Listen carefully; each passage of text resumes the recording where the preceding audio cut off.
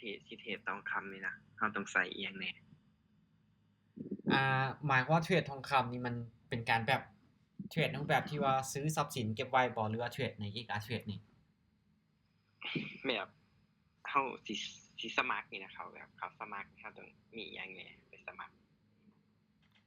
แบบอันนี้ยังแบบบ่เข้าใจคำถามปานใดสมัครนี่คือแบบสมัครตัวที่ว่าแอป Easy Go บ่หรือว่าจังไดเทรดทองคำเทรดในรูปแบบใดบ่ถามอาจารย์คือเนาะตัวนี้ถ้าว่าเราอยากจะเทรดทองคำเนาะโอเคเราเทรดในรูปแบบเพราะว่าเทรด Forex บ่หรือว่าเทรดในรูปแบบที่ว่าเราเทรดสปอตนะเราซื้อทรัพย์สินเก็บไว้คือที่ว่าโอเคแอปในลาวของเราก็จะเป็นทางด้านของ Easy Go เนาะดังนั้นเขาก็เนาะเป็นการเทรดทองคำกันเป็นในการเทรดรูปแบบที่ว่าเทรดสปอตนะเราซื้อแล้วเราได้ทรัพย์สินตัวนั้นเข้ามาในบัญชีของเราจริงๆเราซื้อทองคำเราก็ได้ถือทองคำมาโอเคเดี๋ยวอีกจัก2นาทีเนาะเดี๋ยวออเดอร์ต่อไปเด้อสำหรับไผที่จะเทรดนำเนาะก็สามารถเทรดนำได้เนาะวิเคราะห์กราฟนำกันถ้าวิเคราะห์ตรงคนก็ตามวิเคราะห์บ่ตรงทุกคนก็สามารถที่จะส่วนเสียงยังไงอาจารย์ฮะเสียงค่อยๆคืออาจารย์ซื้อยังก็โอเคเนาะค่อยซื้อตุ้ยเด้อสำหรับใครที่จะเข้ามานะถ้าหวังว่าอยากจะเก็งกำไรนำการกล่าววิเคราะห์กราฟกันถ้าวิเคราะห์ตรงก็ตามวิเคราะห์บ่ตรงทุกคนสามารถสวนได้ถ้าโอเคทุกคนบ่มั่นใจทุกคนก็ผ่านไปในจุดนั้นกราฟของ BNB เด้อแต่สำคัญก็คืออาจารย์สอนตั้งค่า moving average ในตัวอาจารย์ปรับใน TikTok นะโอเคมาเดี๋ยวข้อยจะตั้งค่าให้เนาะมาสำหรับการตั้งค่าเนาะ moving average ที่เราออกมาเนาะเห็นบ่มันจะมีตัวนี้เราก็กดเข้ามาบนซื้อนี่เลยมันจะเห็นรูปที่ว่าตั้งค่าตัวเนี้ยหรือว่า setting ตัวนี้บ่ให้มากดใส่ตัวทำ it เนาะเปลี่ยนจากบ่เปลี่ยนแต่ตัวนี้ก็ได้เนาะเปลี่ยนจากค่าเก่าเป็นค่า5หรือทุกคนถนัดค่าใดทุกคนก็เปลี่ยนเอาแต่ส่วนหลายเนาะค่อยจะตั้งเป็นค่า5เราก็กดโอเคแล้วมันก็ออกมาสำหรับในการเทรดรอบนี้คนพยายามบริหารต้นทุนเอาได้ไผที่มีงบพอใดจะบริหารแบบใดจะเดินเงินแบบใดก็หวังว่าทุกคนจะมีแผนการเดินเงินมาแล้วเนาะสำหรับตุ้ยก็คือแผนก็คือตุ้ยจะแบบถ้าหากว่าอัตราชนะของเฮาหรือว่าเทคนิคของเฮามันได้อยู่ตุ้ยจะแบบไปทบต้นทบกำไรไปเอาทบทุนแล้วก็กำไรไปนี่2ออเดอร์ถ้าโอเคอัตราชนะบ่หลายตุ้ยจะเดินเงินแบบคูณเงินไปอันนี้มาเบิ่งเทคนิคของเฮานะแล้วเป้าหมายในการstop loss เนาะก็คือประมาณอยู่200 200น้อยนึงประมาณ250ถ้าตุ้ยเข้าตลาดบ่ได้ตุ้ยก็จะ stop loss อยู่ที่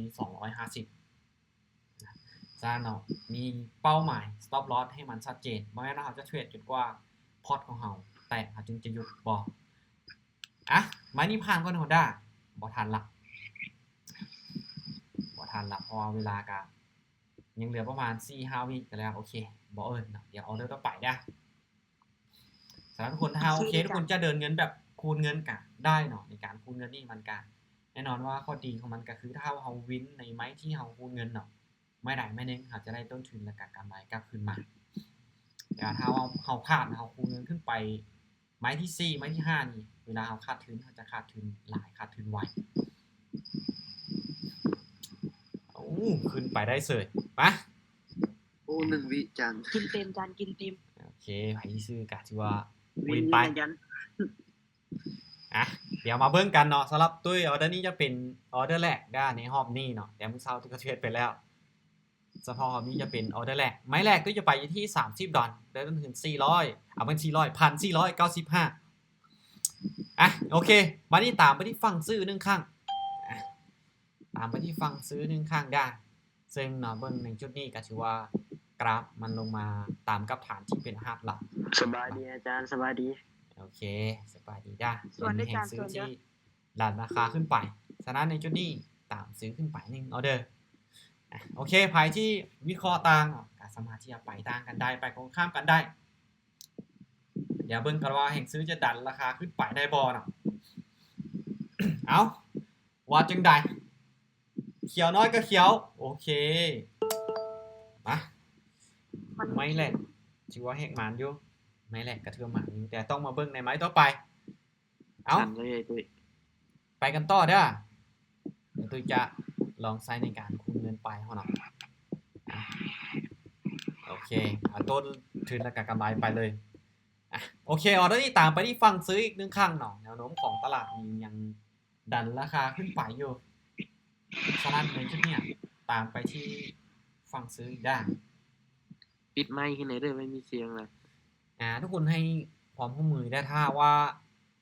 เสียงรบกวนหลายเกินไปเขาจะปิดไมค์ทั้งเบิดเลย ส่วนได้จานส่วนเด้อ โอเคตามได้ส่วนได้คนเนาะออเดอร์นี้ตามซื้อขึ้นไปเพราะเห็นว่าแห่งซื้อมันดันราคาขึ้นไปอยู่แห่งซื้อมันดันราคา ใกล้ๆฐานแล้ว เอาเบิ่งกันนิ่งกิ๊บทุกคนเนาะอึ๊บบ่อึ๊บบ่อัพไม่นี่เนาะโอเคได้1เสีย1แบบนี้ถ้าว่าเฮ็ดคือก็น่านี่จะผ่านได้ตึงลองเบิ่งเอาเดือน30ไปก่อน โอ้พายุเขาเพื่อนไปเด้ พัดลมจักเดี๋ยวตุ้ยขอปิดไมค์แป๊บนึง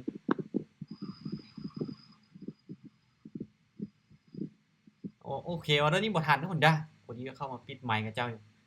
อยู่ต่อหน้าพัดลมบ่จักเนาะออเดอร์นี้บ่ทัน ขายได้จานขายเด้อมันลงมาก่อนซ้ำ โอเคมาใครขายก็มาเสียขายใครซื้อก็เสียซื้อเนาะเดี๋ยวตุ้ยจะเสียซอยแต่ตุ้ยบ่ได้ออกออเดอร์ไป ขายได้อาจารย์ประเด็นนี้น้องซื้ออาจารย์ซื้อผู้เดียวเลย มีทั้งคนขายมีทั้งคนซื้อกันแน่นอนแล้วเนาะการวิเคราะห์ของแต่ละคนมันก็บางจุดก็ตรงกันบางจุดก็บ่ตรงกัน วินแน่นอนไข่นะ โอเคไผขายวินในรอบนี้เนาะไผขายก็ถือว่าวินไปไผซื้อนี่ก็คูณเงินเด้อตุ้ยก็จะปามเงินไป ตลาดขึ้นงามลงงาม โอเคจังว่านี่ก็เบิ่งเนาะจะไปตามแห่งซื้อแห่งขายของมันบ่โอเคมาออเดอร์ที่ตามไปที่ฝั่งซื้อได้ตามซื้อทุกคนได้ซื้อไปอีกครั้งหนึ่งซึ่งมันก็ยังอยู่ในจุดเก่าที่จุดที่ใกล้ๆในโซนที่ว่ามันมีแห่งซื้อที่ดัก ออเดอร์ นะครับ นี้ ขึ้นไป ออเดอร์นี้ตามเด้ออาจารย์ออเดอร์นี้ โอเค ขายได้จานขายเด้อมันเป็นแทงผักตัว มา ส่วนเด้อประเด็นนี้ส่วนเลยจ้ะ โอเค ออเดอร์ มา นี้เนาะตามอาจารย์ โอ้ ตามอาจารย์ มีคนตามมีคนส่วนแล้วก็มีคนผ่านของเรา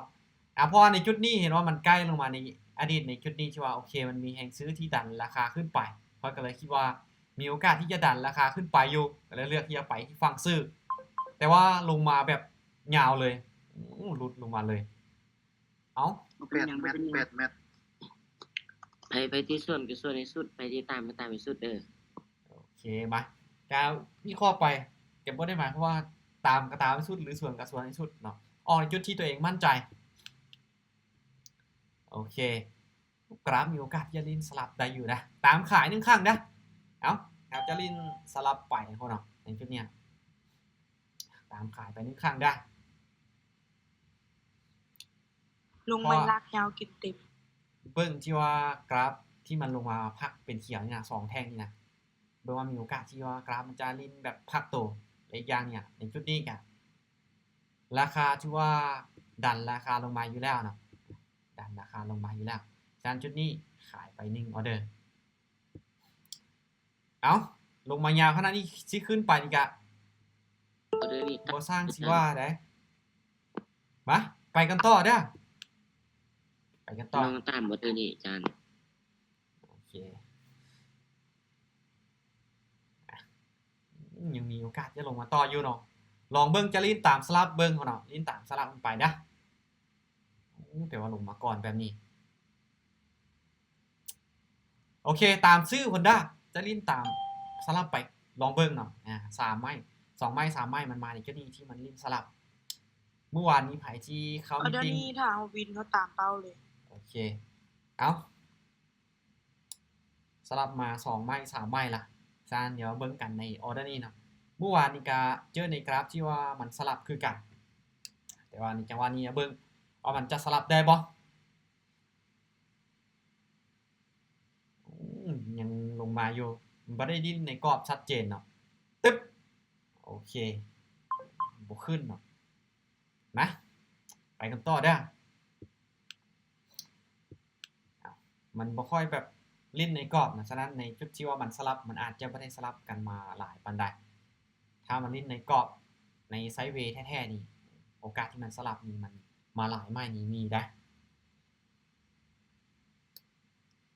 โอเคเดี๋ยวเบิ่งฐานนี่แทงพักตัวซื่อๆจานเอาหนึ่งก็ขาย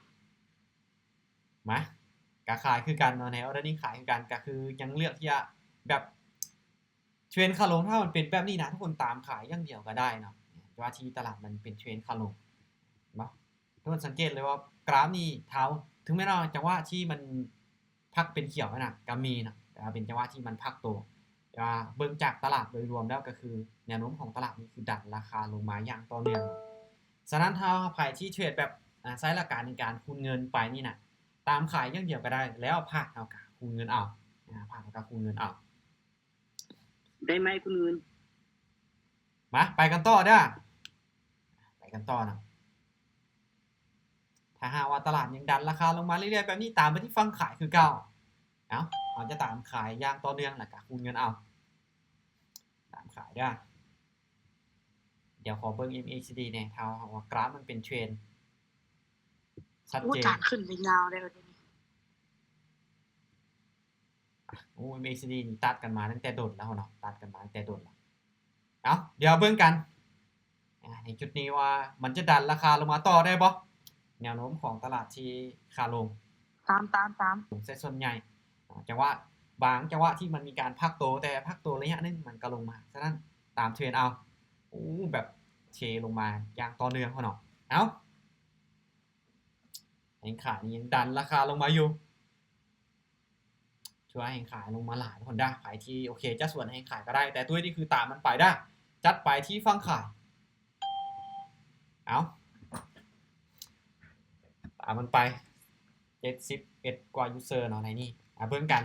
ขายที่วิเคราะห์จังไดตรงกันหรือบ่กันน่าจะขึ้นไปแล้วกันเกินด้วยอาจารย์โอเคลงมายาวที่ขึ้นไปก็ลงมาไงมาเบิ่งนำกันว่าจะดันราคาลงมาได้บ่แห่งขายที่ว่าในแท่งก็ส่วนเทรนไปโอเคไปกันต่อได้ไผที่ซื้อกะวินไปเดินเงินแบบใดบอกแน่เป้าบ่ตามไปเชื่อจ้ะโอเคตุ้ยจะหันมาการเดินเงินแบบคูณเงินได้แรกๆตุ้ยว่าจะเดินเงินแบบออยินไป2ไม้เนาะออวินไป2ไม้แล้วจะกลับมาเดินเงินปกติแต่เฮ็ดแบบนั้นมันบ่เวิร์กเนาะเพราะอัตราชนะของเขาบ่ได้หลายโอเคขายอีก1ครั้งได้ถ้าหากว่าเราเดินเงินแบบเอาอิน2ไม้เนาะอัตราชนะของเราเนี่ยต้องค่อนข้างจะสูงหรือต้องวินฮอต2ออเดอร์ติดถึง3ออเดอร์ติดเราจึงจะมีกำไรถ้าเราได้1เสีย1เนาะหรือว่าได้1เสีย2แบบนี้เราจะขาดทุนถ้าหากว่าเราเดินเงินแบบนั้นส่วนที่จานตามสลับมานี่สีฟ้ามันเล่นสลับไวแท้ล่ะออเดอร์นี้ถือว่าตามขายลงมาเบิ่งกันจะเล่นสลับบ่หรือจะลงมาขายต่อตลาดจังหวะนี้โอเคสวยถือว่ายังลงมาเป็นเทรนอยู่มาไปกันต่อเด้อไปกันต่อค่อยๆเทรดค่อยเก็บไปสำคัญคือต้นทุนของเราเนี่ยพยายามเซฟต้นทุนเอา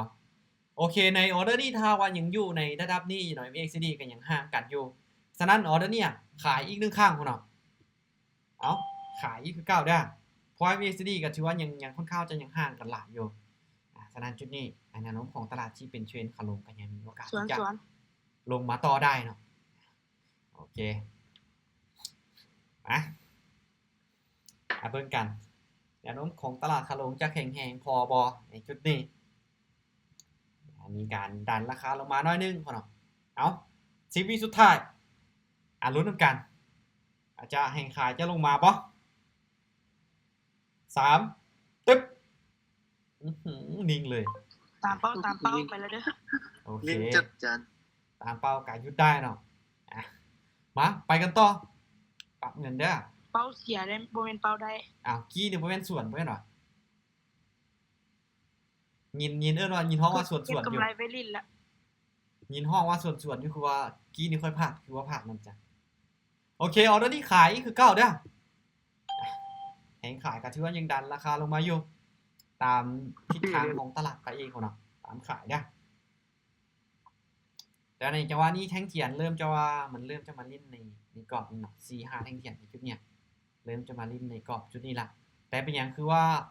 ยังขายลงมาอีกเนาะสังเกตเบิ่งแท่งเทียนในแท่งแดงที่มันลงมานี่เนาะถือว่ากิน2แท่งเขียวที่เข้ามาในก่อนหน้านี้เบิดเลยเป็นแท่งเทียนกินเลยฉะนั้นจุดนี้ตุ้ยก็เลยว่าโอเคตามขาลงมาเอานิ่งได้บ่โอเคเอา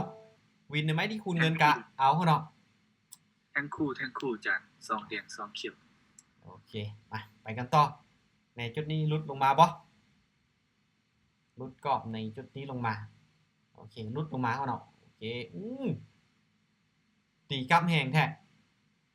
โอเคยังลงมาต่อได้เนาะฉะนั้นออเดอร์นี้ตามขายได้คิดว่าดีดกลับแล้วจะอยู่เลยแต่ว่าบอสจึงแห่งขายดันราคาลงมาอีกฉะนั้นตามขายได้ดันราคาลงมาอย่างต่อเนื่องเนาะในจุดนี้แนวโน้มของตลาดในจุดนี้อาจจะมีการพักตัวพักตัวบ่จังหวะที่มันปิดเขียวในจังหวะนี้การพักตัวฉะนั้นในจุดนี้มีการลุดโซนลงมาลุดกรอบที่โอเคคิดว่ามันจะลิ้นไซด์เวย์ลุดลงมาแล้วของก็ตามขาดลงมาต่ออ้าวตึ๊บโอ้โหส่วนเด้อจานส่วนเด้อเด้อนี่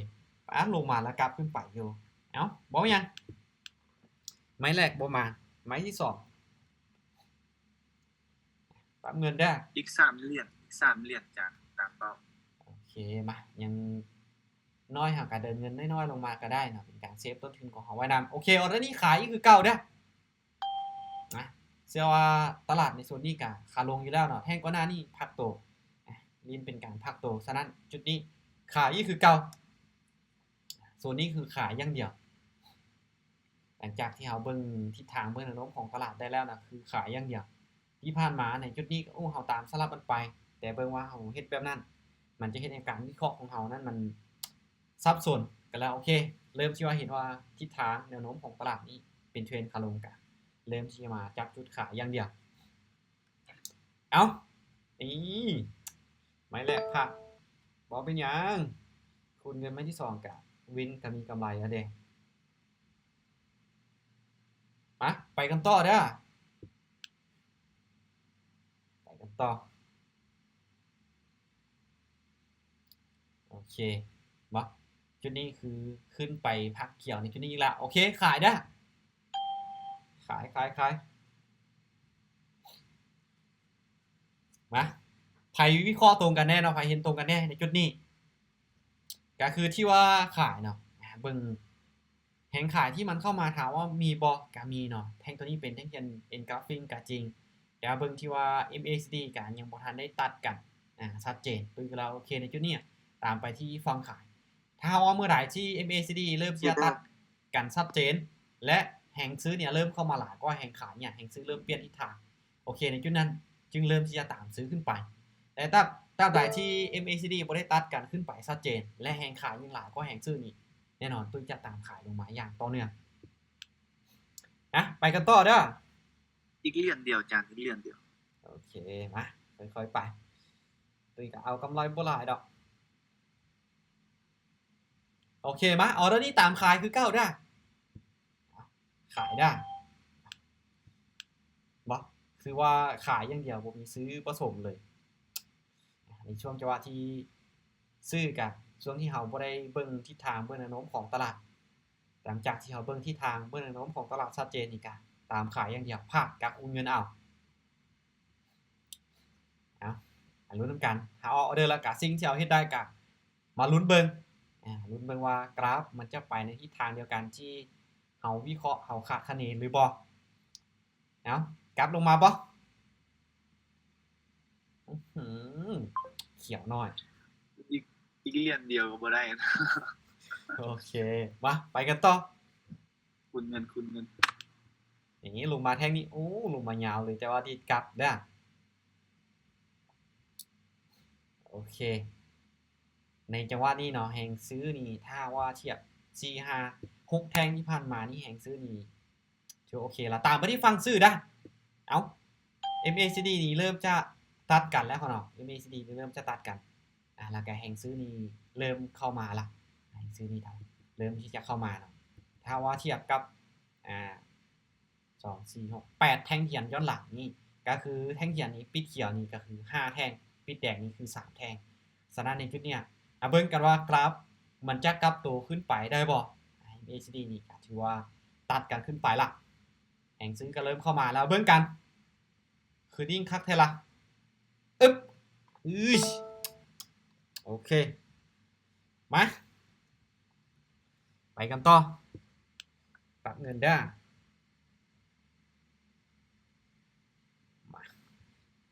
มีโอกาสที่กราฟเนาะจะกลับตัวได้ด้วยในส่วนนี้เนาะมีโอกาสที่กราฟจะกลับตัว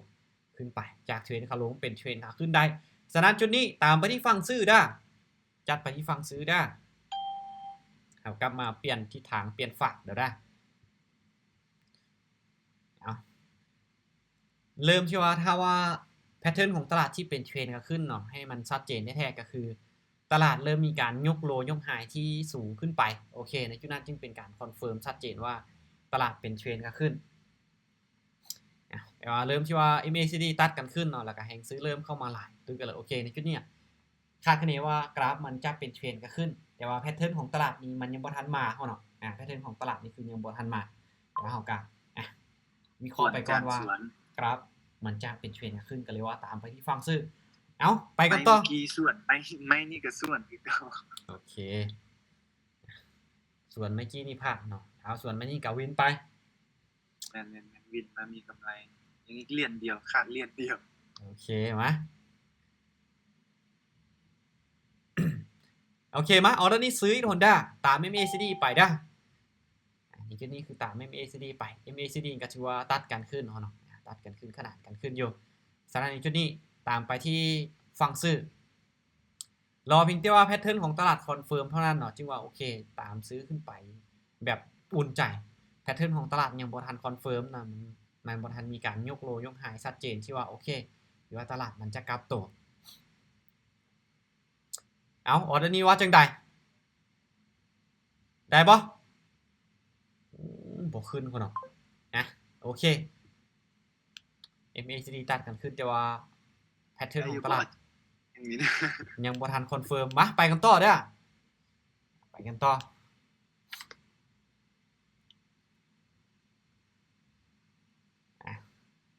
เดี๋ยวมาเบิ่งกันในออเดอร์นี้โอเคมะออเดอร์นี้ขายเด้อ MACD โอเคท่าทีจะตัดกันลงมาละในจุดนี้อาจจะเป็นจุดที่ว่ามันลิ้นจังหวะที่มันพักตัวในจังหวะที่เป็นเทรนขาลงเอาฉะนั้นขึ้นบ่ได้ตามขาย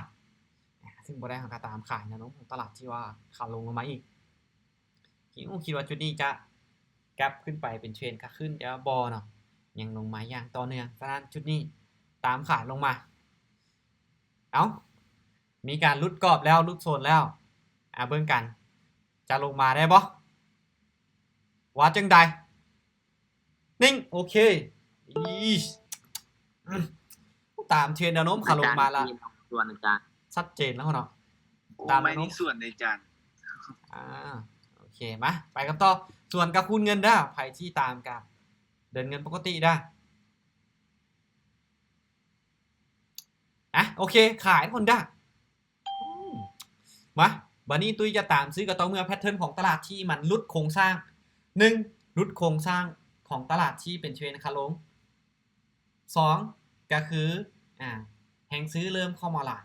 3ก็คือแพทเทิร์นของตลาดที่เป็นเทรนขึ้นเริ่มชัดเจนจึงจะตามซื้อถ้าโอเคบ่ครบตามเงื่อนไขนี้ตุ้ยยังเลือกที่จะตามขายอย่างเดียวได้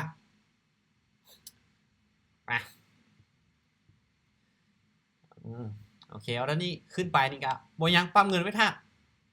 ตราบใดที่แพทเทิร์นของตลาดที่เป็นเทรนขึ้นมันยังบ่มาเอาก็จะตามขายส่วน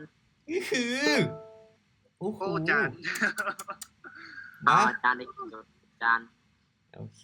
มันลงมาได้เมื่อกี้นี้ยังเหลือกำไรอยู่2เหรียญจานเมื่อกี้นี้แล้วนี่กำไรมา9เหรียญแล้วนี่ขาดอีกเหรียญเดียวคือเก่าโอเคมาปั๊มเงินหนูวินรัวๆไปตามอาจารย์นะมาก็ได้แน่เสียแน่เขาเนาะอันนี้เลยจะเป็นปอดการเทรดขายคือเก่าเนาะ เอ้าบ่เปลี่ยนใจละคือตามขายอย่างเดียวส่วนที่คิดว่าโอ้กราฟมันจะกลับโตมันบ่กลับยังลงมาต่อเนื่องเฮาก็ตามมันยังต่อเนื่องนี่ล่ะขายอย่างเดียวเอ้าจะมาขายจนรวยบ่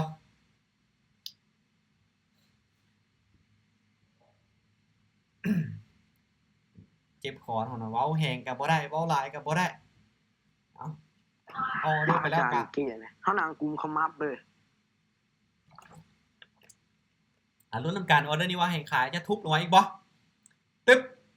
อื้อหือบ่อึบได้ของน้องบ่คือก่อนหน้านี้มาไปกันต่อ บ่ได้จักเทื่อ มาถ้าหากว่าบ่ได้จักเทื่อนี่ก็โอ้พักก็ได้อย่างเดียวเดียวนึงบ่เป็นหยังดอกโอเคออเดอร์นี้ตามขายทุกคนเด้อตามขายนี่คือเก่าเด้อโอเค เอานี่ติอาจารย์ขาดอีก3เหรียญนี่สิตามเป้าบ่ตามเป้า โอเคค่อยๆไปค่อยก็ถือว่ายังขาดอยู่ยังประมาณอยู่50-60ดอลนี่ล่ะเอ้า ป้าอาจารย์ออเลือตัวออเลือมันดีนะแม่งนางกุมขมับเดินลงได้อะไร โอเคจังหวะที่มันสวิงนี่ก็โอ้เมื่อวานนี่ไผเข้ามีตติ้งค่อยแน่เนาะสวิงหลายออเดอร์เติบได้อ่ะออเดอร์นี้ลงมาได้บ่แนวโน้มของตลาดขาลงนี้ยังแข็งแรงพอบ่3ตึ๊บโอ้บ่ลงพ่อเนาะอ่ะ โดนๆเฮาสิเห็นเถื่ออาจารย์เลยกราฟ BNB สวิงไง โอเคอ่ะไปกันต่อเด้อ ขาด5เหรียญอาจารย์มานี่ตามเป้า โอเคเริ่มขาดหลายขึ้นค่อยกันยังอ่ะแต่ตุ้ยจะตีแบบโซนนี้ขึ้นมาเนาะตีใช่ป่ะเป็น คันบิด ผ่าน ไม้ แนว นี่ ต้านเลย สิอาจารย์ โอเคออเดอร์นี้ขายคือเก่าเด้ออ่ะออเดอร์นี้ขายเด้ออ่ะซึ่งแน่นอนว่ากราฟจุดนี้มันมีการปรับตัวขึ้นไปนี่ก็จริงเนาะแต่ว่ายังบ่ทันรุดโครงสร้างเดิมของมันโครงสร้าง วิ ที่ น เป็ ไว้ น นี่ตามเป้าจัง โครงสร้างเดิมที่เป็นเทรนขาลงเนาะฉะนั้นบ่ทันรุดโครงสร้างและการมันบ่ทันสร้างแพทเทิร์นที่เป็นตลาดขาขึ้นก็คือที่ตุ้ยเว้าไปว่าตุ้ยจะตามขายอย่างเดียว รอท่าจุดออเดอร์มั่นใจบิน8เหรียญ โอเคมารอท่าออเดอร์มั่นใจก็ได้เนาะทุกคนรอท่าก็ได้เอาออเดอร์นี้อึ๊บโอ้ยขึ้นไปได้เฉย อาจารย์ขาด8เหรียญมานี่ตามเป้า จาก3-5มา8แล้วบัดนี้เอาโอเคมาไปกันต่อเด้อค่อยนี่ขาดทุนไป2ดอลแล้วบัดนี้เอาไปกันต่อคูณเงินไปเด้อ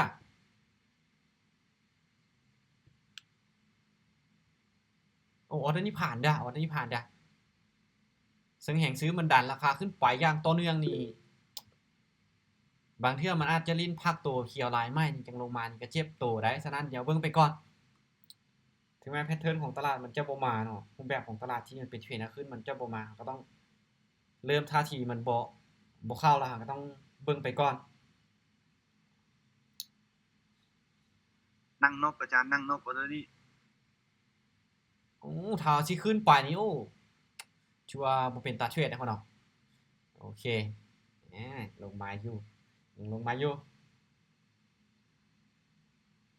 มาไปกันต่อเด้อ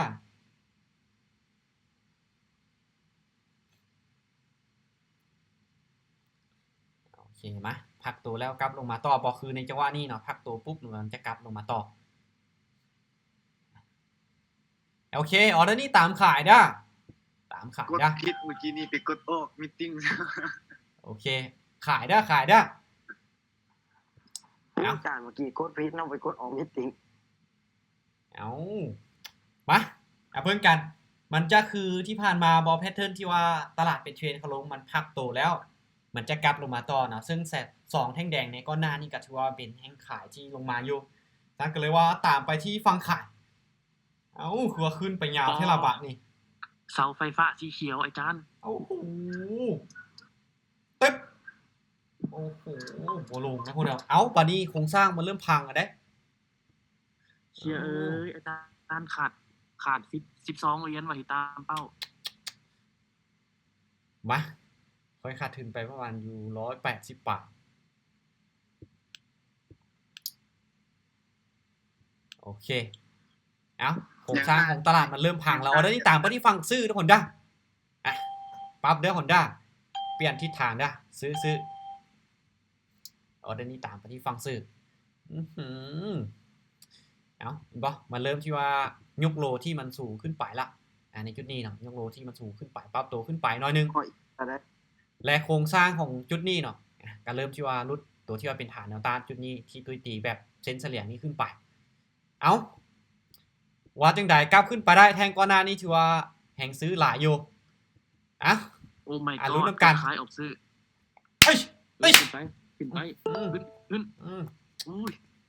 จานกำไรตามเป้าเลยวันนี้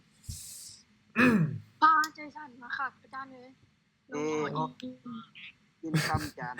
กลับมาบวก43 ดอลคือ ตามเป้าด้วยจานพักก่อน แล้วมือเศร้านี่เขาเทรดที่ลบไป60เนาะแต่ว่ารอบนี้ได้มา100กับ 3.5 ดอลประวัติการเทรดมือเศร้าเนาะเทรดไปพร้อมแล้วก็แบบเน็ตซ่าแน่เห็นปะก็เทรดไปมือเศร้านี้ช่วงนี้ไป4ไป5ออเดอร์บ่วินจักไม้เนาะเสมอ2ไม้พลาดอยู่3ไม้ก็เลยว่ายุดเน็ตบ่ดีแน่หอมนี้ก็ยุดคนได้อยังน้อยก็ได้กำไรน้อยก็ดีกว่าขาดทุนนั่นบ่ฉะนั้นเซฟต้นทุนไว้แล้วก็เซฟกำไรไว้ เมื่อนี้ว่าสิมาเก็บกำไรถ่ายเดือน เป็นจังได๋โอ้เกือบคือกัน ได้ นะ จ้ะไหนอยู่โอ้แก่พอด2มื้อสุดท้ายก็กลับมาแก่ได้เฮาบวก2มื้อได้มื้อวานนี่บวก โอเค บวก10มื้อนี้บวกอีก10 โอเค บวก20เลยจานบวกน้ำจานนำ โอเคมาขอยุดคนได้เพราะว่าแน่นอนล่ะกราฟในช่วงนี้ค่ะเบิ่งที่ว่า